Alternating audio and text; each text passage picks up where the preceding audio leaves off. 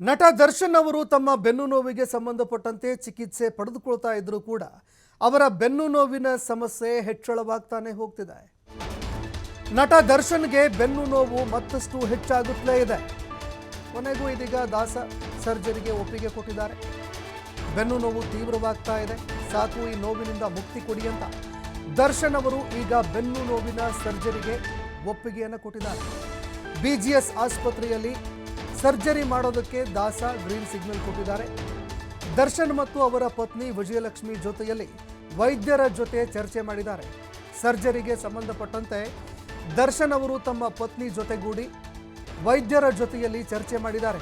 Surgery ಯಾವ ರೀತಿಯಾಗಿರುತ್ತೆ, ಏನು ಎತ್ತ, ಎಷ್ಟು ದಿನದಲ್ಲಿ ರಿಕವರಿ ಆಗಬಹುದು, ಇದಕ್ಕೆ ಸಂಬಂಧಪಟ್ಟಂತೆ ಚರ್ಚೆ ಮಾಡಿದ್ದಾರೆ. ಈ ವೇಳೆ ಫಿಸಿಯೋಥೆರಪಿ ಜೊತೆ ಶಸ್ತ್ರಚಿಕಿತ್ಸೆ ಕೂಡ ಅಗತ್ಯ ಅಂತ ವೈದ್ಯರು ಕೂಡ ಮಾಹಿತಿ ಕೊಟ್ಟಿದ್ದಾರೆ.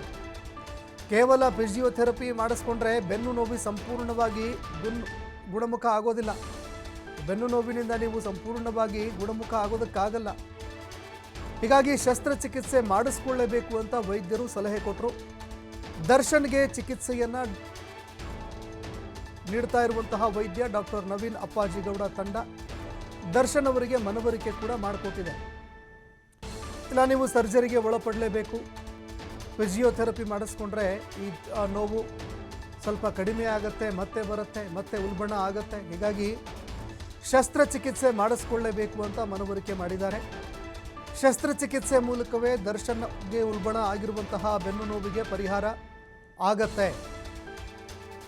ದರ್ಶನ್ ಮತ್ತು ಪತ್ನಿ ವಿಜಯಲಕ್ಷ್ಮಿಗೆ ಇದಕ್ಕೆ ಸಂಬಂಧಪಟ್ಟಂತೆ ವೈದ್ಯರು ಮನವಿ ಮಾಡಿದ್ದಾರೆ. ವೈದ್ಯರ ಮನವರಿಕೆ ಬೆನ್ನಲ್ಲೇ ಸರ್ಜರಿ ಮಾಡಿಸ್ಕೊಳ್ಳೋದಕ್ಕೆ ದರ್ಶನ್ ಮತ್ತು ಅವರ ಪತ್ನಿ ವಿಜಯಲಕ್ಷ್ಮಿ ಗ್ರೀನ್ ಸಿಗ್ನಲ್ ಕೂಡ ಕೊಟ್ಟಿದ್ದಾರೆ. ಸದ್ಯದಲ್ಲೇ ದರ್ಶನ್ಗೆ ಸರ್ಜರಿ ಮಾಡೋದಕ್ಕೆ ಅಂತ ವೈದ್ಯರ ತಂಡ ಸಿದ್ಧತೆ ಕೂಡ ಮಾಡ್ಕೊಳ್ತಾ ಇದೆ. ಆದಷ್ಟು ಬೇಗ ದರ್ಶನ್ ಅವರ ಬೆನ್ನು ನೋವಿಗೆ ಶಸ್ತ್ರಚಿಕಿತ್ಸೆ ಮಾಡೋದಕ್ಕೆ ಅಂತ ವೈದ್ಯರ ತಂಡ ಈಗ ತಯಾರಿ ಕೂಡ ಮಾಡ್ಕೊಳ್ತಾ ಇದೆ. ಏನೋ ದರ್ಶನ್ ಅವರು ಆಸ್ಪತ್ರೆಗೆ ದಾಖಲಾಗಿ ಏನೇನೋ ವಾರ ಕಳೆಯೋದಕ್ಕೆ ಬಂತು. ಈ ನಡುವೆ ದರ್ಶನ್ ಅವರು ಇದೀಗ ಈ ಒಂದು ಬೆನ್ನು ನೋವಿಗೆ ಸಂಬಂಧಪಟ್ಟಂತೆ ಶಸ್ತ್ರಚಿಕಿತ್ಸೆ ಮಾಡಿಸ್ಕೊಳ್ಳೋದಕ್ಕೆ ಅಂತ ಒಪ್ಪಿಗೆ ಸೂಚಿಸಿದ್ದಾರೆ.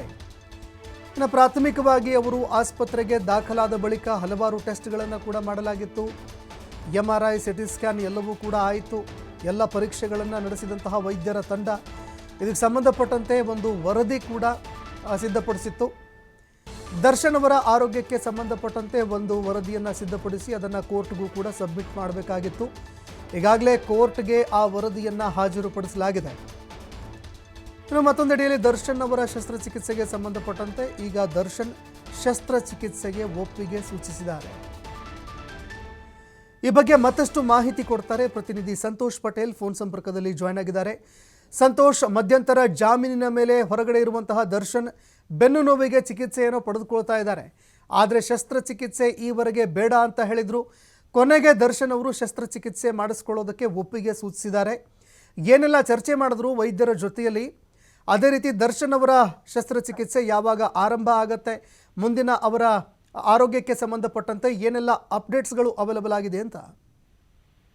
ಸಂತೋಷ್, ಈಗಾಗಲೇ ಏನು ವಿಮ್ಸ್ ವೈದ್ಯರು ನೀಡಿದಂತ ವರದಿಯನ್ನು ಆಧಾರಿಸಿದ ಬಳಿಕ ಏನು BGSಗೆ ದರ್ಶನ್ ಅಡ್ಮಿಟ್ ಆಗ್ತಾರೆ. ಅಡ್ಮಿಟ್ ಆದ ಬಳಿಕ ಅಲ್ಲಿ MRI ಇರ್ಬೋದು, CT ಸ್ಕ್ಯಾನ್ ಇರ್ಬೋದು, ಇವೆಲ್ಲವನ್ನು ಕೂಡ ಪರಿಶೀಲನೆಯನ್ನ ಮಾಡುವಂತದ್ದು, ತಪಾಸಣೆಯನ್ನ ನಡೆಸಿ ಬಂದ ವರದಿಯನ್ನ ಪರಿಶೀಲನೆಯನ್ನ ಮಾಡ್ತಾರೆ. ಬಳಿಕ ಅವ್ರಿಗೆ ಫಿಸಿಯೋಥೆರಪಿಯನ್ನು ಕೂಡ ಮಾಡ್ತಾ ಇದ್ದಾರೆ. ಅಂದ್ರೆ ಅವ್ರಿಗಿರುವಂತಹ ಸಮಸ್ಯೆಗಳಿಗೆ ಫಿಸಿಯೋಥೆರಪಿ ಮುಖಾಂತರ, ಮೆಡಿಕೇಶನ್ ಮುಖಾಂತರನೇ ಅವರ ಸಮಸ್ಯೆಗಳಿಗೆ, ರೋಗಗಳಿಗೆ ಒಂದು ಪರಿಹಾರವನ್ನು ಕೊಡ್ಬೋದಾ, ಅದರಿಂದ ಗುಣಮುಖರ ಆಗ್ಬೋದಾ ಅನ್ನೋ ರೀತಿಯಲ್ಲಿ ಕೂಡ ವೈದ್ಯರು ಪರಿಶೀಲನೆಯನ್ನ ನಡೆಸಿದ್ರು. ಆದ್ರೆ ಬಂದಿರುವಂತ ವರದಿ ಪ್ರಕಾರ ಅವ್ರಿಗೆ ಸರ್ಜರಿಯ ಅವಶ್ಯಕತೆ ಇದೆ ಅನ್ನೋದು ಸದ್ಯ ಗೊತ್ತಾಗ್ತಾ ಇರುವಂತಹ ಸದ್ಯದ ಮಾಹಿತಿ. ಹೀಗಾಗಿ ದರ್ಶನ್ಗೆ ಸದ್ಯದ ಮೋಸ್ಟ್ಲಿ ಸರ್ಜರಿ ಮಾಡುವ ಸಾಧ್ಯತೆ ಇರುತ್ತೆ. ಈಗಾಗಲೇ ನ್ಯಾಯಾಲಯಕ್ಕೂ ಕೂಡ ಈ ಸಂಬಂಧಪಟ್ಟ ಹಾಗೆ ವರದಿಯನ್ನು ಕೂಡ ಸಲ್ಲಿಕೆಯನ್ನ ಮಾಡಿದ್ದಾರೆ ಅನ್ನೋ ಮಾಹಿತಿ ಲಭ್ಯವಾಗ್ತಾ ಇರುವಂತದ್ದು. ಯಾಕಂದ್ರೆ ಇಂಟ್ರಿಮ್ ಬೇಲ್ ದರ್ಶನ್ಗೆ ಕೊಟ್ಟಂತ ಸಂದರ್ಭದಲ್ಲಿ 1 ವಾರದ ಒಳಗಾಗಿ ದರ್ಶನ್ ಆರೋಗ್ಯ ಪರಿಸ್ಥಿತಿಗೆ ಸಂಬಂಧಪಟ್ಟ ಹಾಗೆ ಮಾಹಿತಿಯನ್ನು ಕೊಡಬೇಕು ಅಂತ ಹೇಳಿ ಕೋರ್ಟ್ ಅವರಿಗೆ ಸೂಚನೆಯನ್ನು ಕೊಟ್ಟಿತ್ತು. ಆ ಸೂಚನೆ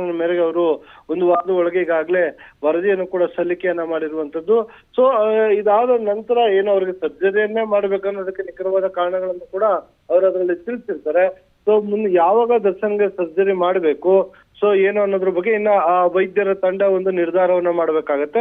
ಸದ್ಯ ಅವ್ರಿಗೆ ಬಹುತೇಕ ಸರ್ಜರಿ ಖಚಿತ ಅನ್ನೋ ಮಾಹಿತಿ ಲಭ್ಯವಾಗ್ತಾ ಇರುವಂತದ್ದು. ಸಂತೋಷ್, ಧನ್ಯವಾದಗಳು ಸಂತೋಷ್ ಪಟೇಲ್ ನಿಮ್ಮೆಲ್ಲ ಮಾಹಿತಿಗೆ.